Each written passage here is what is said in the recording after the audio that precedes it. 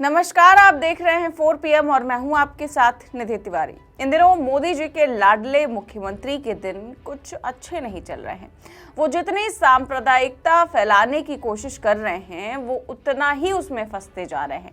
हम बात कर रहे हैं असम की मुख्यमंत्री हिमंता बिस्वा शर्मा की, जो हमेशा की तरह इस बार भी अपनी नफरत वाली राजनीति के लिए चर्चा में बने हुए हैं। लेकिन इस बार लगता है कि उनका ये दांव उल्टा पड़ गया है, क्योंकि इस बार बात सुप्रीम कोर्ट तक पहुंच गई है। दरअसल पिछले दिनों उनकी एक नफरत से लैस AI वाली वीडियो सामने आई थी, जिसके खिलाफ एक पूर्व राज्यपाल समेत 12 सामाजिक कार्यकर्ताओं ने सुप्रीम कोर्ट का दरवाजा खटखटाया था। वहीं सीएम हिमंता बिस्वा शर्मा के दूसरे नफरती बयान को लेकर आज सुप्रीम कोर्ट में सुनवाई हुई, जिसमें CJI ने टिप्पणी करते हुए कहा कि जब चुनाव आते हैं तो उसे कई बार सुप्रीम कोर्ट में लड़ा जाता है। तो आखिर सुप्रीम कोर्ट के चीफ जस्टिस ने ऐसा क्यों कहा, और क्या सुप्रीम कोर्ट हिमंता बिस्वा शर्मा पर कोई कार्रवाई करेगा, और वो कौन लोग हैं जिन्होंने असम सीएम की AI वीडियो के खिलाफ सुप्रीम कोर्ट में याचिका लगाई है, बताएंगे आपको अपनी इस रिपोर्ट में। तो असम में जैसे जैसे चुनाव नजदीक आ रहे हैं वैसे वैसे बीजेपी और खास तौर पर मुख्यमंत्री हिमंता बिस्वा शर्मा की राजनीति का असली चेहरा और ज्यादा खुलकर सामने आता जा रहा है। विकास, रोजगार, शिक्षा और स्वास्थ्य जैसे असली मुद्दों से ध्यान भटकाने के लिए एक बार फिर हिंदू मुस्लिम की राजनीति को हवा दी जा रही है। मुख्यमंत्री हिमंता बिस्वा शर्मा लगातार ऐसे बयान दे रहे हैं जो सीधे तौर पर एक पूरे समुदाय को निशाना बनाते हैं। एक संवैधानिक पद पर बैठा व्यक्ति जब संविधान की शपथ लेने के बाद खुलेआम संविधान की भावना के खिलाफ बोले तो सवाल उठना लाजमी है।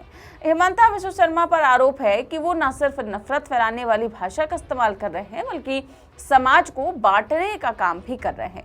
हिमंता बिस्वा शर्मा बार बार मुसलमानों को बांग्लादेशी घुसपैठिया बताकर पूरे मुस्लिम समाज को शक के घेरे में खड़ा करने की कोशिश कर रहे हैं। उनके बयानों से ऐसा संदेश जाता है जैसे असम का हर मुसलमान इस देश का नागरिक ही नहीं है। हाल ही में दिए गए एक बयान में हिमंता बिस्वा शर्मा इतना नीचे गिर गए कि उन्होंने मुसलमानों को परेशान करने की खुलेआम सलाह दे डाली। उन्होंने कहा कि अगर कोई मुसलमान रिक्शे वाला 5 रुपए मांगे तो उसे 4 रुपए दो और खूब परेशान करो। सोचिए, एक राज्य का मुख्यमंत्री जो पूरे राज्य का मुखिया होता है, वो किसी खास समुदाय के खिलाफ आम लोगों को भड़काने का काम कर रहा था।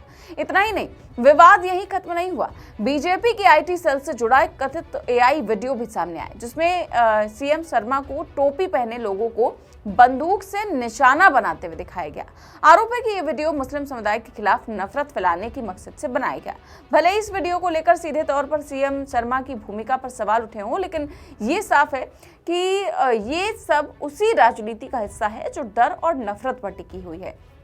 यही वजह है कि इस वीडियो के खिलाफ मामला सुप्रीम कोर्ट तक पहुंच गया है। आज सत्ता की आंखों में आंखें डालकर पत्रकारिता करना बेहद मुश्किल हो गया है। हम पर मुकदमों से लेकर चैनल को बंद करने का दबाव बनाया जा रहा है। मुश्किल दौर है, लेकिन हम हार नहीं मानेंगे। इसीलिए 4 PM को ज्यादा से ज्यादा ज्वाइन करें और स्वतंत्र पत्रकारिता को जिंदा रखने के लिए जितना हो सके हमारा आर्थिक सहयोग करें। उम्मीद है कि आपके सपोर्ट से ये जंग भी हम जीत जाएंगे। इस शूटिंग वीडियो को लेकर दिल्ली के पूर्व उपराज्यपाल नजीब जंग समेत 12 सामाजिक कार्यकर्ताओं ने सुप्रीम कोर्ट में जनहित याचिका दाखिल की है। इस याचिका में आरोप लगाया गया है कि उच्च संवैधानिक पदों पर बैठे लोग लगातार गैर जिम्मेदाराना और नफरत भरे बयान दे रहे हैं। याचिकाकर्ताओं का कहना है कि इस तरह के बयान मुस्लिम समुदाय को निशाना बनाते हैं और देश के संविधान, सामाजिक सौहार्द और लोकतांत्रिक मूल्यों को कमजोर करते हैं। इस याचिका में नजीब जंग के अलावा रूपरेखा वर्मा, जॉन दयाल जैसे जाने माने सामाजिक कार्यकर्ताओं का नाम भी शामिल है। याचिका में सिर्फ हिमंता बिस्वा शर्मा ही नहीं, बल्कि देश के अन्य नेताओं के बयानों का भी जिक्र किया गया है। इसमें उत्तराखंड के मुख्यमंत्री पुष्कर सिंह धामी की टिप्पणियों, उत्तर प्रदेश के मुख्यमंत्री योगी आदित्यनाथ द्वारा विधानसभा में दिए गए कठमुल्ला शब्द वाले बयान और महाराष्ट्र सरकार के मंत्री नितेश राणे द्वारा मुसलमानों को पाकिस्तानी पिम्प्स कहे जाने का उल्लेख किया गया है। इसके अलावा राष्ट्रीय सुरक्षा सलाहकार अजीत डोभाल से जोड़े गए उस बयान का भी जिक्र किया गया है, जिसमें युवाओं से इतिहास का बदला लेने की बात कही गई थी। याचिकाकर्ताओं का कहना है कि ये सभी बयान एक खतरनाक माहौल बना रहे हैं। उधर असम के मुख्यमंत्री हिमंता बिस्वा शर्मा के एक और बयान को लेकर भी सुप्रीम कोर्ट में सुनवाई हुई। कम्युनिस्ट पार्टी ऑफ इंडिया की नेता एनी राजा की ओर से सुप्रीम कोर्ट में याचिका दाखिल की गई थी। इस याचिका में 27 जनवरी को डिगबोई में दिए गए शर्मा के बयान पर आपत्ति जताई गई। इस भाषण में शर्मा ने मियां समुदाय को लेकर बेहद आपत्तिजनक बातें कही थी। उन्होंने कहा था कि मियां समुदाय के लोगों को असम में वोट देने की इजाजत नहीं दी जानी चाहिए। शर्मा ने यह दावा भी किया था कि मतदाता सूची से मियां मतदाताओं के नाम हटाना सिर्फ एक शुरुआत है। उन्होंने कहा था कि जब राज्य में SIR किया जाएगा तो बांग्लादेश के मुसलमानों के 4 से 5 लाख वोट रद्द किए जाएंगे। इतना ही नहीं, उन्होंने ये तक कह दिया कि हाँ, हम मियां समुदाय के वोट चुराने की कोशिश कर रहे हैं। उन्हें हमारे देश में नहीं बल्कि बांग्लादेश में वोट देना चाहिए। उन्होंने ये भी कहा कि अगर मियां समुदाय को इससे परेशानी होती है तो उन्हें इसकी चिंता क्यों करनी चाहिए। एक मुख्यमंत्री के मुंह से इस तरह की बातें सुनना किसी भी लोकतांत्रिक देश के लिए बेहद खतरनाक संकेत है। वोट देने का अधिकार संविधान से मिलता है और कोई भी मुख्यमंत्री ये तय नहीं कर सकता कि वोट कौन देगा और कौन नहीं। शर्मा की ये बयान सीधे तौर पर संविधान के खिलाफ है। यही वजह है कि इन बयानों को लेकर जमीयत उलेमाए हिंद ने 2 फरवरी को सुप्रीम कोर्ट में याचिका दाखिल की थी। जमीयत का कहना है कि उच्च संवैधानिक पद पर बैठे व्यक्ति के ऐसे बयानों को राजनीतिक बयानबाजी या अभिव्यक्ति की स्वतंत्रता के नाम पर नजरअंदाज नहीं किया जा सकता। सुप्रीम कोर्ट में इस मामले की सुनवाई के दौरान भारत के प्रधान न्यायाधीश सूर्यकांत की टिप्पणी भी बेहद अहम मानी जा रही है। CJI सूर्यकांत, जस्टिस जयमाला बागची और जस्टिस NV अंजारिया की बेंच इस मामले की सुनवाई कर रही थी। याचिकाकर्ता की ओर से वरिष्ठ वकील निजाम पाशा अदालत में पेश हुए। उन्होंने कहा कि एक राजनीतिक दल के सदस्य द्वारा इस दिए गए हेट स्पीच के खिलाफ याचिका दाखिल की गई और वीडियो भी मौजूद है जिसमें मुख्यमंत्री अल्पसंख्यकों को निशाना बनाते नजर आ रहे हैं।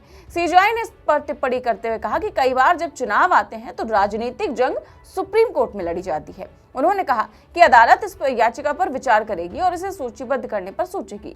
उनकी इस टिप्पणी के कई मायने निकाले जा रहे हैं। एक तरफ ये सवाल उठता है कि क्या चुनाव के समय जानबूझकर नफरती बयान दिए जाते हैं ताकि मामला अदालत तक पहुंचे और राजनीतिक फायदा उठाया जा सके। दूसरी तरफ ये भी साफ है कि सुप्रीम कोर्ट अब इस तरह के बयानों को हल्के में लेने के मूड में नहीं है।